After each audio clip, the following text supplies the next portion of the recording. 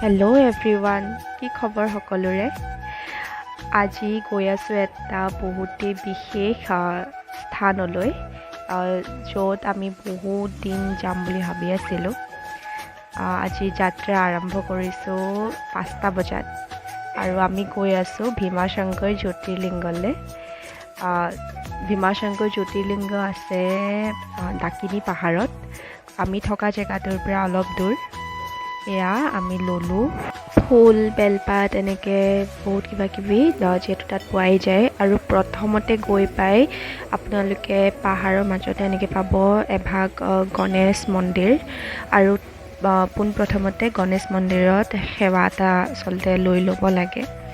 আৰু তাৰপিছত একেবাৰে পাহাৰৰ মাজে মাজে এনেকৈ গৈ থাকিব লাগে। তাৰ পাহাৰৰ মাজতে আছে আচলতে সেই মন্দিৰ বুলি আচলতে ক'ব নোৱাৰি, কাৰণ জ্যোতিৰ্লিংগ আচলতে মন্দিৰ নহয়, এভাগী নিজৰা টাইপৰ। আৰু এয়া আমি লাইনত ৰখিছোঁ, বহুতেই দীঘল লাইন। আমি ইমান ৰাতিপুৱা 5টাত আহিও এই লাইনটো পাইছোঁ, গতিকে 3টামানৰ পৰাই লাইন লাগি যায়। 2-3টা বজাৰ পৰা লাইন লাগি তেনেকৈ সেয়া যাবলৈ পাৰি। এয়া চাওকচোন, বহুত দূৰ আমি যাব লাগিব, এতিয়াও ৰখি আছোঁ লাইনত। এই মন্দিৰ ভাগি নহয় আচলতে, ইয়াত মন্দিৰ কেতিয়াও কোনেও বনাবই নোৱাৰে। এই যে দেখিছিলে আপোনালোকে কলগছৰে এখন গেটৰ নিচিনা বনাই থৈছে, আচলতে তেনেকেই বনাব লাগিব। তাত মানে কিবা যদি বনাবলৈও যায়, ধৰি লওক মন্দিৰেই হওক বা এনেকৈ তোৰণেই হওক, তেতিয়া কিবা নহয় কিবা প্ৰকাৰে সেই কংক্ৰিটৰ বস্তুবোৰ নষ্ট হৈ যায়। মানে অকল এখনেই ৰঙা গেট আছে, সেইটো এই নিজৰা ভাগিৰ পৰা বহুত দূৰত বনাইছে কাৰণে হয়তো আছে। মই যিমান দূৰ গম পাইছোঁ, বহুতবাৰ চেষ্টাও কৰিছিলে তাত মন্দিৰ বনাবলৈ বা তেনেকৈ বনাবলৈ, কিন্তু নাই, হয়তো হাতী আহি ভাঙিব, নহ'লে বা পানীয়ে গোটেই ভাঙি পেলাব, নিদিয়ে মানে তাত ভগৱানেই হওক বা এটা শক্তিয়ে হওক তাত কংক্ৰিটৰ বস্তু সাজিবলৈ নিদিয়ে। আমি এনেকৈ অলপ দূৰ পানী পাৰ হৈ যাব লগাও হৈছে। আৰু ইয়াৰ পিছতে একদম ৰছী টানি দিছে মানে লাইনত থাকিবৰ কাৰণে। এয়া দেখিছেনে, আমি গৈ আছোঁ। আমাৰ এইকণ পাবলৈহিয়ে হয়তো 3 ঘণ্টামান লাগিছে সময়। এতিয়া আৰু এই লাইনখিনি আছেই, য'ত ৰছী টানি এনেকৈ দিছে যে, তাত আৰু হয়তো 2 ঘণ্টামান আমি ৰখিব লাগিব। কিন্তু গৈ বহুত ভাল লাগে, কাৰণ ইমানেই ধুনীয়া এটা পৰিৱেশ। আৰু আমি যোৱা দিনাখনি মানে ৰ'দো ইমান নাছিলে, বৰষুণ দিব বুলি ভাবিছিলোঁ, কিন্তু ভগৱানৰ কৃপাত বৰষুণ নিদিলে।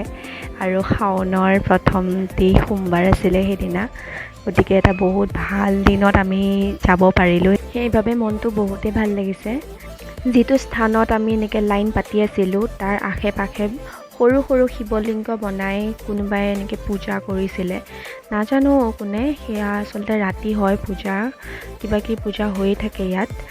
আৰু এয়া দেখিছেনে লাইন, সেইফালে যে সেই তিৰুপালখন আছে, তাতে আছে মেইন নিজৰা ভাগি, য'ত মানুহে ধৰি লওক পূজা কৰে। আৰু জ্যোতিৰ্লিংগ ভাগ তাতে আছে, সেই তিৰুপাল ভাগিৰ তলত।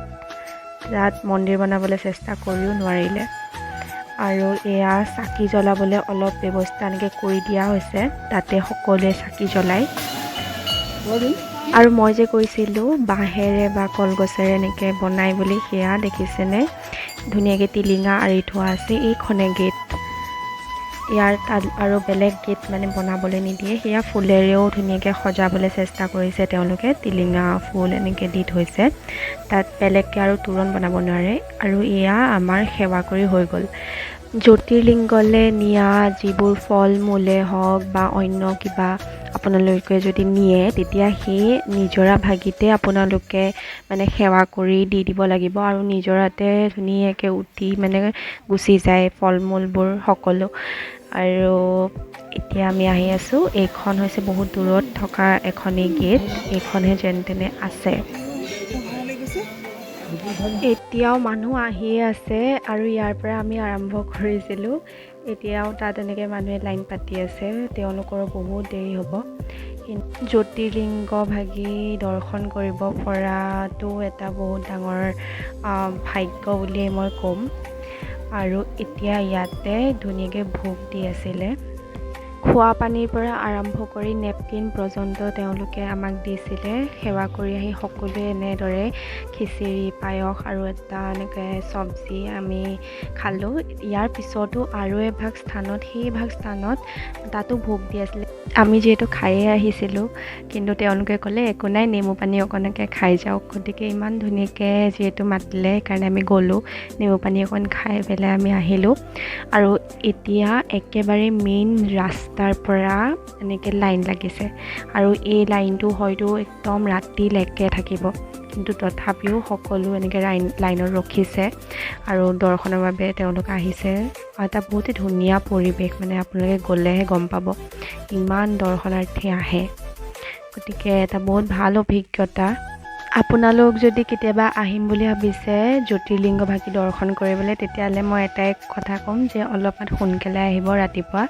তেতিয়া আপোনালোকে এই দীঘলীয়া লাইনটো পাবলগীয়া নহ'ব, নহ'লেতো দৰ্শনাৰ্থী বহুত থাকে আৰু এনেকৈ লাইন পাতিবই লাগিব। কিন্তু যথেষ্ট ভালো লাগে, আহিলেহে গম পাব। আৰু এই অভিজ্ঞতাৰে মই আজি মোৰ এই ভিডিঅ'টো সামৰণি মাৰিছোঁ। আৰু আশা কৰিছোঁ যাতে কিবা এটা নতুন স্থান আপোনালোকক মই দেখাব পাৰিলোঁ, আৰু এই ভিডিঅ'টো যাতে আপোনালোকৰ কিবা নহয় কিবা কামত আহে।